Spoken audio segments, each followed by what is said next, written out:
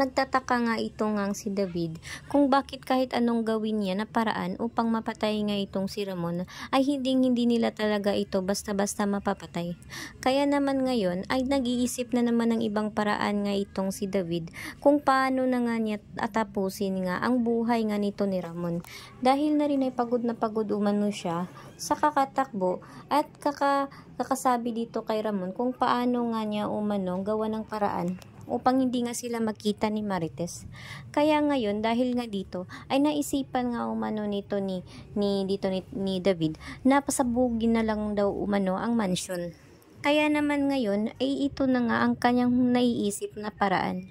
Subalit ay paano nga ito magagawa ni David na malapit na ang pagkakataon na makikita na nga ni Ramon nga at itong si Tanggol.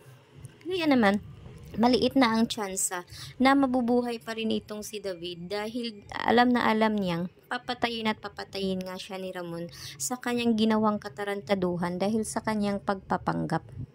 Kaya ngayon ay magtago-tago na nga itong si David dahil konting-konti na lang ay nalalapit na ang huling araw nga nito.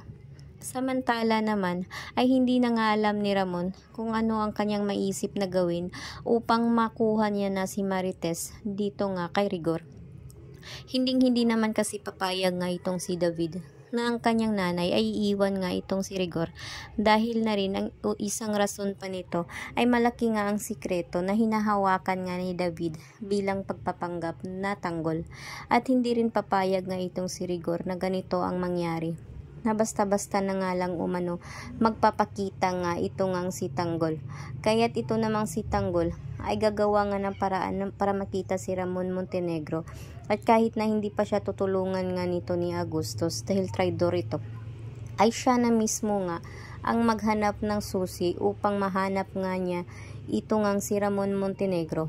Dahil kahit anong mangyari ay hahanap-hanapin niya talaga ang taong ang kanyang ama. Kaya ngayon ay hindi pa rin makapaniwala itong si Tanggol sa mga nangyari.